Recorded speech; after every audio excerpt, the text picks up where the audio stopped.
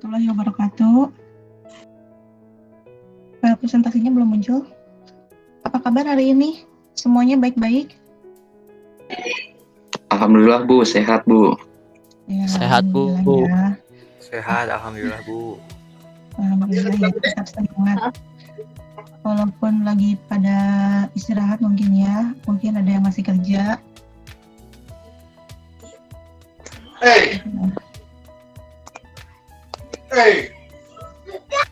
Oke, udah muncul kah file ininya, presentasinya?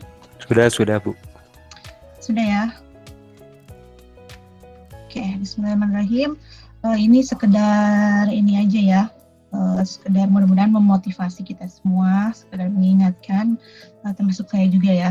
Jadi intinya adalah kalau di sini bila kau tak tahan lelahnya belajar, maka kau harus tahan menanggung perihnya kebodohannya. Jadi intinya di sini karena kata lelahnya sudah disebutkan, berarti belajar itu memang melelahkan ya. Tapi daripada kita harus menanggung perihnya kebodohan, jadi kebodohan di sini bukan kebodohan yang benar-benar kita bodoh ya, karena manusia tuh saya yakin tidak ada yang bodoh, tapi hanya ada tuh yang tidak tahu. Jadi daripada kita menanggung banyak ketidaktahuan, lebih baik kita berlelah-lelah belajar gitu ya. Jadi insya Allah dengan belajar kita bisa memperbaiki segala hal gitu ya, menjadi lebih baik, kemudian kehidupan kita juga menjadi lebih banyak tahunya gitu ya, derajat kita insya Allah menjadi lebih tinggi. Karena kalau di sini semuanya muslim ya? Alhamdulillah Bu, muslim. Ya kalau misalkan ada yang non muslim maafkan ya. Jadi maksudnya maafkan karena berbeda apa yang disampaikan. Jadi kalau misalkan ya kalau di dalam Islam itu kan disebutkan bahwa yang berilmu itu pasti derajatnya lebih tinggi gitu ya. Karena dia banyak tahu gitu ya. Makanya disebutkan bahwa dia berderajat lebih tinggi. Itu ya. Jadi intinya adalah tetap semangat untuk belajar walaupun lelah gitu ya. Intinya gitu. Nah ini pertemuan kedua jadi tentang Android Studio dan App Inventor. Jadi Android Studio dan App Inventor ini Android Studio dan App Inventor ini adalah tools atau perangkat lunak untuk membuat aplikasi mobile. Mobilenya mobile Android, dan keduanya memang dari Google. Di Android Studio yang sampai sekarang dengan Google, terus kalau App Inventor sekarang sudah dikelola oleh MIT.edu. Dan ini capaiannya ya, semoga tercapai bahwa semuanya ini bisa mengetahui bahwa spesifikasi bagaimana membuat aplikasi mobile gitu ya, minimal secara teori.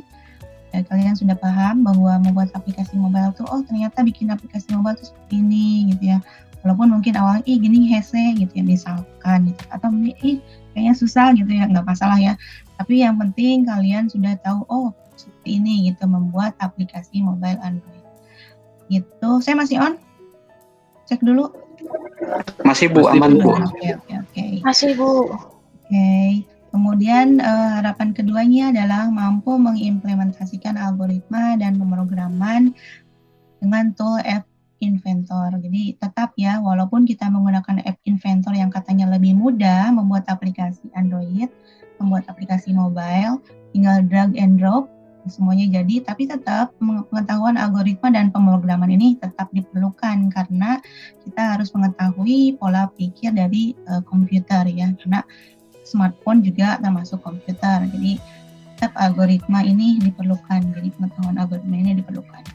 Nah, di dalam App Inventor mengenal atau menggunakan App Inventor ini, mengimplementasikan App Inventor ini, diharapkan semuanya bisa melakukan create yang membuat project, kemudian running projectnya dengan scan QR code. Jadi artinya dia aplikasi yang kita buat itu langsung running di dalam HP kita, kemudian juga melakukan Google APK. Google APK ini sebuah file ya, jadi menghasilkan file yang bisa diinstal antar HP ya. Jadi kalau yang kalian download dan install di dalam Play Store itu adalah file APK. Nah, ini akhirnya adalah membuat file APK. Nah, begitu juga dengan di Android Studio. Jadi semuanya kalau di Android Studio tentu saja memerlukan download dan install. Kalau App Inventor itu kan sudah ada gitu ya, aplikasinya berbasis web. Jadi kita tinggal menggunakan. Nah, kalau Android Studio harus di-download dulu, kemudian kita harus install, dan pada akhirnya kita bisa membuat project gitu ya, project di dalam Android Studio atau membuat aplikasi di dalam Android Studio. Nah, bagaimana membuat APK pertama gitu ya? Hanya sekedar menampilkan hello world itu diharapkan semuanya sudah bisa ya. Kemudian juga nanti melakukan running on device, jadi supaya langsung tampil di dalam HP kita. Hello world itu nanti muncul di dalam HP kita, terinstall di dalam HP kita, dan pada akhirnya adalah menghasilkan file APK. Ini harapannya ya, semoga semuanya bisa mengikuti, belajar step by step gitu ya, sedikit-sedikit walaupun banyak hambatan dan sebagainya, minimal tahu basicnya ya, karena ini basic sekali. Kemudian ini ada ilustrasi ya, pemrograman. Jadi ini bahasa ya, bahasa pemrograman. Jadi PHP, JavaScript, C, kemudian ada Ruby itu yang Diamond, kemudian ada Java, C++, Python, banyak ya. Nah, kita akan bahas sedikit apa sih itu pemrograman. Jadi pemrograman itu adalah proses menulis. Setelah menulisnya menulis kode ya, mengetik ya kalau misalkan istilahnya di dalam kita menggunakan komputer. Jadi menulis, menguji, dan memperbaiki. Jadi memperbaiki itu adalah proses debug. Jadi kalau misalkan kalian sering dengar, saya lagi ngedebug nih, mau ngedebug itu artinya dia memperbaiki yang error-error di dalam aplikasi yang dia buat. Jadi debugging itu namanya ya. Kemudian step selanjutnya adalah memelihara kode yang dibangun, entah itu pemeliharaannya berupa pengembangan lebih lanjut gitu ya. Pengembangan lebih lanjut ini misalkan yang tadinya tidak bisa untuk ngeprint gitu ya, nanti si aplikasinya ditambahkan bisa menjadi ngeprint, bisa menjadi tambahan aplikasi, tambahan modul untuk print gitu ya, dan lain sebagainya. Kemudian kode juga ditulis dalam bahasa program, tentu saja gitu ya. Untuk membuat aplikasi diperlukan sebuah bahasa pemrograman. Jadi tadi di slide sebelumnya ada C++, Python, Java itu adalah bahasa pemrograman. Jadi seperti bahasa di dalam dunia ini yang ada bahasa Inggris, ada bahasa Prancis, ada bahasa Jerman. Itu kan untuk saling komunikasi ya antar manusia di dalam dunia gitu ya. Jadi di antar negara. Nah, kalau ini di dalam perangkat lunak gitu. Jadi perangkat lunak pemrograman itu pasti ada bahasa pemrogramannya. Beda-beda, ada yang satu perangkat, satu tools itu satu bahasa pemrograman, ada yang satu tools banyak bahasa pemrograman. Kayak Android Studio itu ada Java, ada Kotlin, dan bisa yang lainnya ya. Jadi ada XML juga gitu. Jadi banyak bahasa pemrograman ini. Kemudian tujuannya dari pemrograman ini adalah membuat suatu program ya, tentu saja ya. Jadi namanya juga pemrograman kan. Jadi intinya adalah pemrograman ini membuat sebuah aplikasi dari sesuai dengan keinginan atau jadi misalnya kan jadi pemrograman ini adalah pekerjaan dari si pemrogram gitu ya. Kemudian yang selanjutnya adalah pemrograman ini diperlukan keterampilan ya, khususnya adalah algoritma, kemudian logika komputer, kemudian bahasa pemrograman. Ini sangat diperlukan ya, karena menggunakan tools apapun harus ada basicnya gitu, jadi basic algoritma kah, bahasanya, atau yang lainnya. Bahkan ada perhitungan-perhitungan matematika juga di dalamnya. Itu untuk tingkat expertnya ya, kan memang dari awal-awal juga pasti selalu ada, walaupun mungkin tingkat kesulitannya beda-beda gitu ya. Saya masih on ya? Masih Bu. Yang terakhir adalah bahwa di dalam pemrograman ini diperlukan juga sebuah seni. Jadi kenapa di sini disebutkan bahwa pemrograman adalah suatu seni? Jadi karena memang untuk kita membuat layout, kemudian untuk membuat desain supaya aplikasi kita memudahkan, supaya aplikasi kita lebih menjadi solusi, lebih menyenangkan, ini diperlukan sebuah keahlian khusus. Jadi seni juga harus dilibatkan dalam membuat aplikasi ya. Jadi bayang kalau misalkan kita bikin aplikasi, tampilannya nggak ada gambarnya misalnya ya, atau nggak ada warnanya gitu ya, putih semuanya. Kebayang. Jadi semakin bagus gitu ya, bahkan semakin bagus layoutnya, semakin enak dipandangnya ya ketika kita juga pakainya. Syukur-syukur kalau misalkan aplikasinya itu lebih jadi di samping desainnya yang bagus, kemampuannya juga oke gitu ya. Yang di sini disebutkan bahwa kemampuan seni juga diperlukan untuk membuat aplikasi ya. Itu tentang pemrograman, dan ini yang kemarin adalah masih mengingatkan kembali bagaimana membuat aplikasi untuk Android ya, untuk perangkat mobile. Jadi dimulai dari penemuan ide, jadi mendefinisikan ide mau bikin apa sih. Jadi ide ini bisa jadi ide sendiri atau dari permintaan ya. Kemudian juga setelah menemukan ide, kita harus membuat rencana layoutnya ya. Jadi interface-nya seperti apa. Jadi misalkan halaman pertamanya apa, kemudian setelah itu halaman menunya bagaimana, nanti menunya mau apa aja gitu ya. Nah itu harus ada perencanaan di dalam perencanaannya. Dan setelah itu dikemukakan, jadi kemarin kan ada tugas ya. Jadi kemarin itu membuat rencana aplikasi berikut dengan user interface-nya, rencana user interface-nya. Yang belum harap dikerjakan, yang sudah terima kasih. Jadi itu semua sebetulnya latihan ya. Jadi insya Allah semoga tidak memberatkan karena kalian juga kan lagi bekerja. Jadi semoga tidak memberatkan ya. Jadi tapi menjadi lahan latihan. Jadi ternyata bikin aplikasi itu dimulai dari menemukan ide, kemudian membuat prototyping, dan pada akhirnya nanti adalah pemrograman itu sendiri. Jadi developingnya ini yang paling finalnya ya, paling intinya. Dan Restore XML, kemudian ini komponen in Java, manifest dan lain sebagainya ini ada di dalam Android Studio.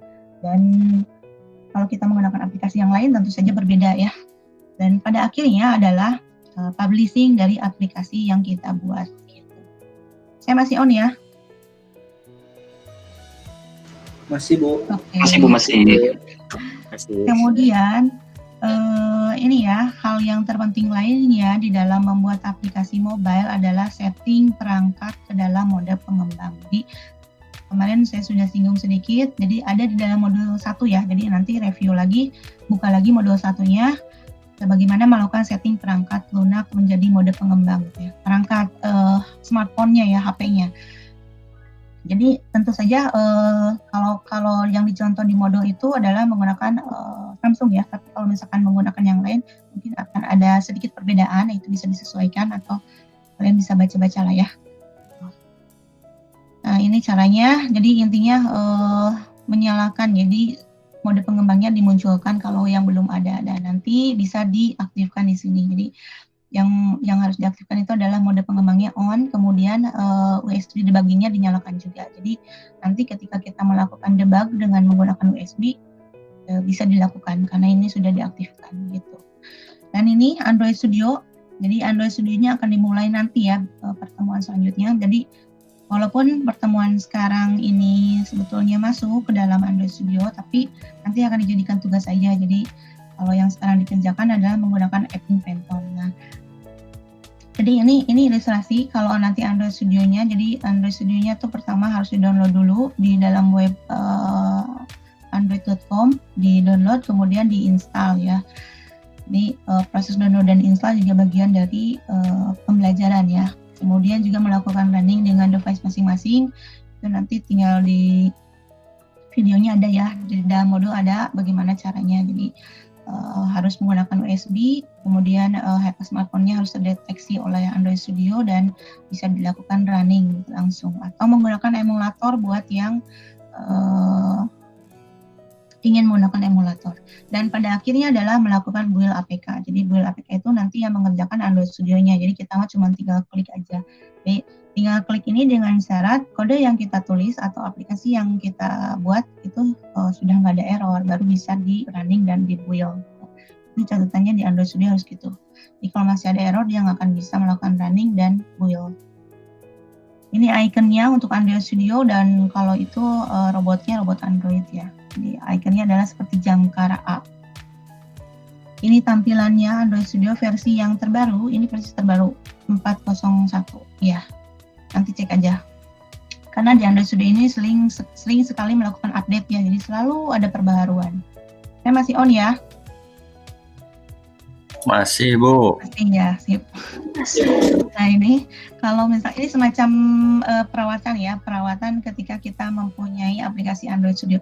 Kenapa dilakukan seperti ini? Karena ketika kita download kemudian install Android Studio itu seperti kita punya apa ya? Punya tanaman gitu ya. Jadi harus dilakukan perawatan Android Studio ini. Jadi harus dilakukan cek gitu, cek update-nya supaya tidak ketinggalan zaman dengan para developer yang ada di luar sana yang terhubung dengan android.com gitu ya. Jadi Mereka selalu melakukan update, terutama kalau kita menggunakan bahasa Kotlin itu cepat banget update-nya. Jadi kalau misalkan kita sekarang masih menggunakan Java itu masih aman-aman sebetulnya, masih status update-nya masih lambat gitu ya, masih jarang gitu. Tapi kalau menggunakan Kotlin sudah lebih cepat gitu. Ini nanti kalau sudah terinstall ya, kalau terinstall nanti akan seperti ini tampilannya. Nah ini contoh ya, kita sudah membuka Android Studio. Jadi ada di sini ada apa sih pohon ya, pohon aplikasi. Jadi ada komponen-komponen di dalam. Ini semua sudah dibundle ya, jadi dibundle oleh Android Studio ketika kita create project. Jadi kalau sini contohnya adalah project KKN 2020 contohnya ya. Jadi nanti sebenarnya nama project dengan nama aplikasi nanti bisa disesuaikan. Jadi walaupun misalkan nama projectnya adalah project modul 1, nah nanti nama aplikasinya bisa diedit, bisa diganti. Jadi jangan modul 1 gitu, tapi misalkan aplikasi cafe atau aplikasi bisnis atau yang lainnya ya. Kemudian ini tampilan dari kode XML. Jadi untuk tampilan desain ini menggunakan bahasa XML. Jadi kalau misalkan yang sudah biasa dengan website, ini mungkin nggak akan ada kesulitan. Nah, bagaimana dengan yang belum terbiasa dengan pemrograman ini bisa menggunakan drag and drop, sama dengan nanti ketika kita menggunakan App Inventor. Jadi di sini ada paletnya ya, ada komponen-komponen yang dibutuhkan gitu. Jadi teksnya seperti apa, kemudian buttonnya button apa. Jadi kalau yang sudah pernah menggunakan bahasa aplikasi pemrograman visual ini mungkin tidak akan kesulitan.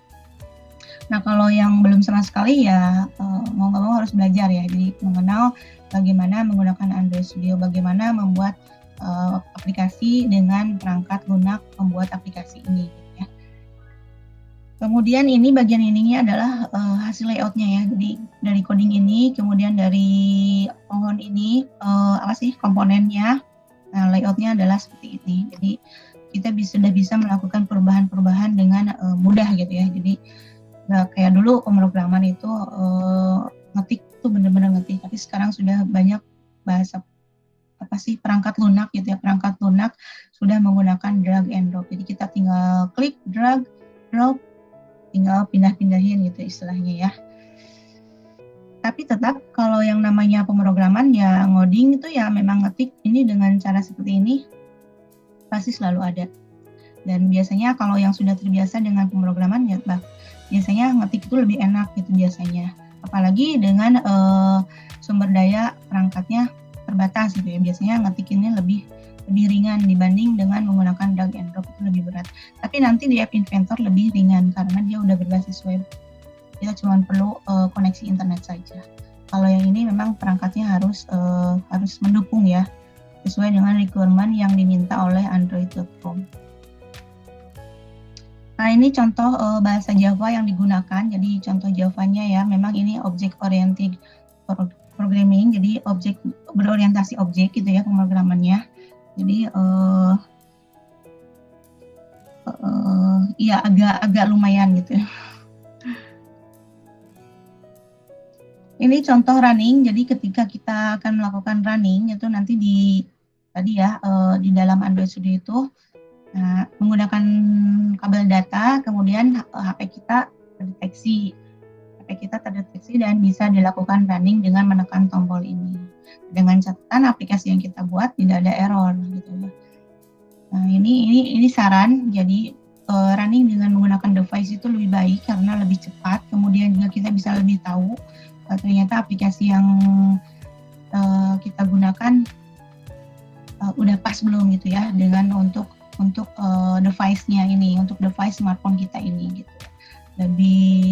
Lebih hemat baterai, kemudian juga lebih mudah. Ini rekomendasi ini sumbernya dari decoding.com.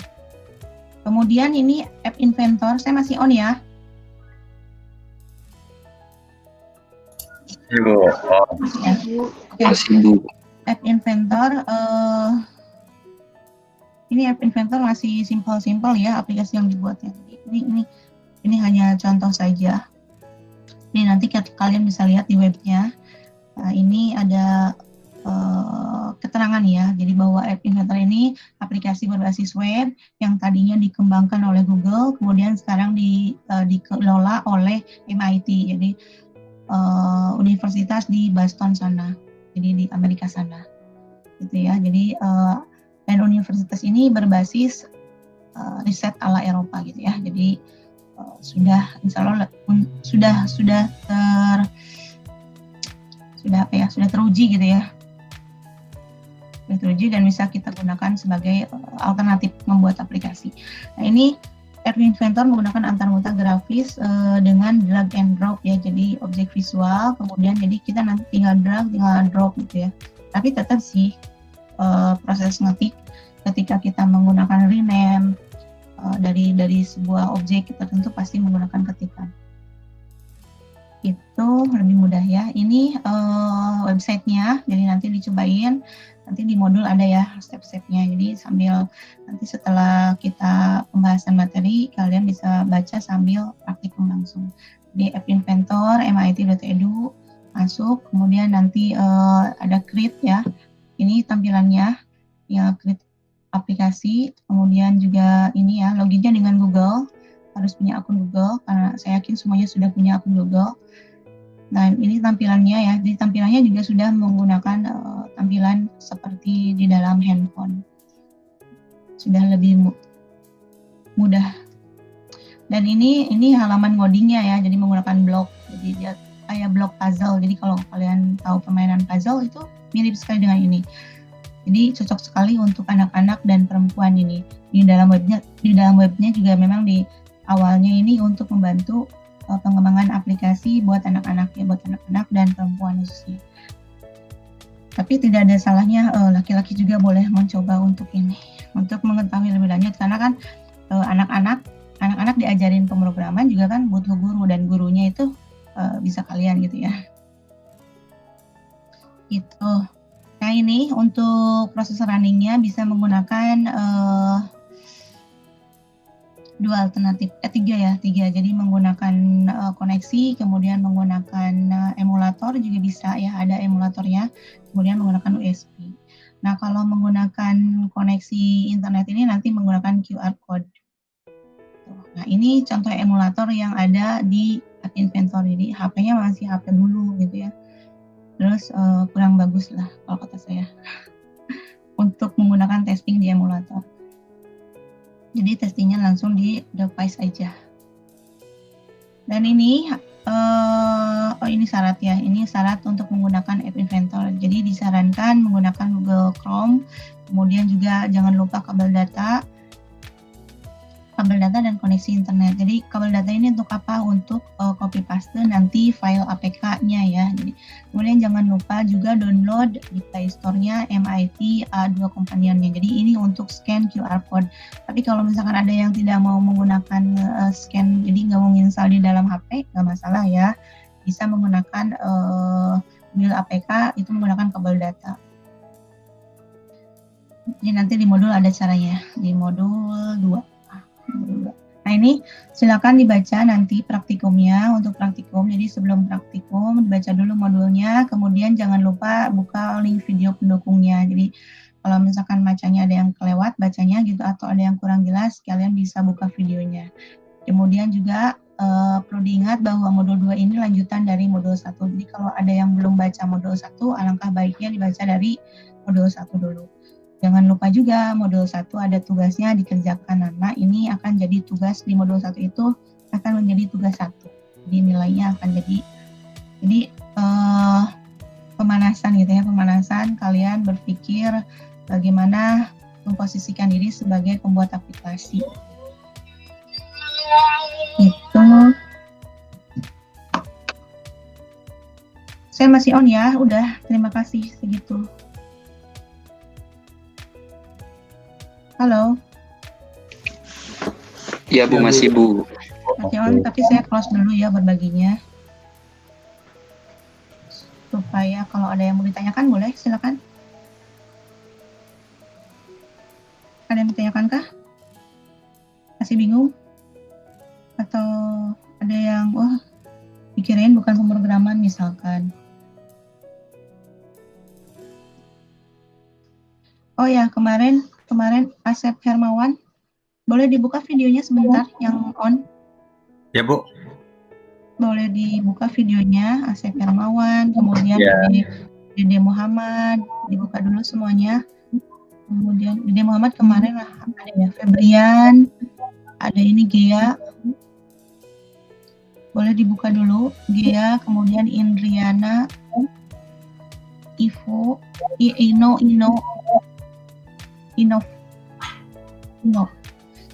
Riansah. Oke, Gea yang mana?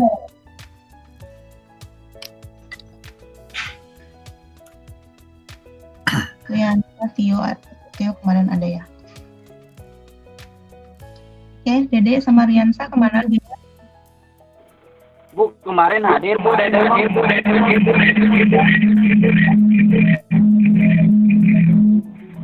Iya, ada.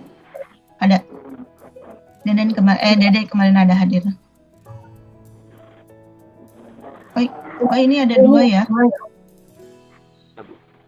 Dede Muhammad Samsudin, ini loginnya dong.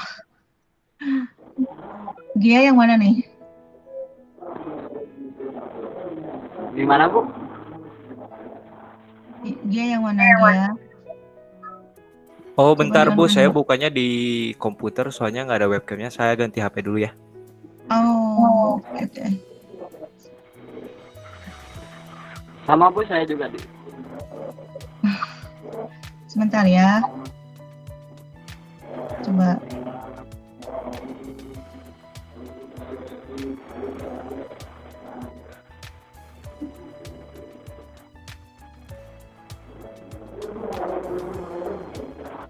Oke, ada yang mau ditanyakan dulu sebelum masuk ke praktikum?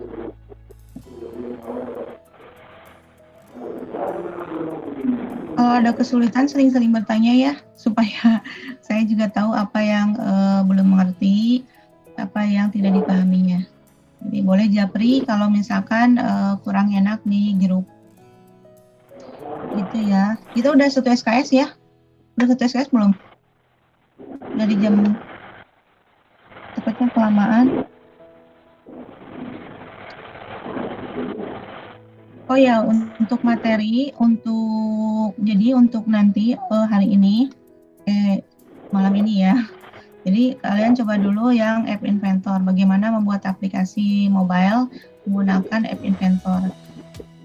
Itu kemudian nanti baru dicobain yang Android Studio-nya. Tapi kalau misalkan sudah mau masuk ke Android Studio-nya langsung, itu nggak apa-apa ya, nggak masalah gitu. Jadi kembali lagi ke gimana enaknya aja ya. Gitu aja ya. Kalau nggak ada yang mau ditanyakan, boleh lip aja ya, gitu ya.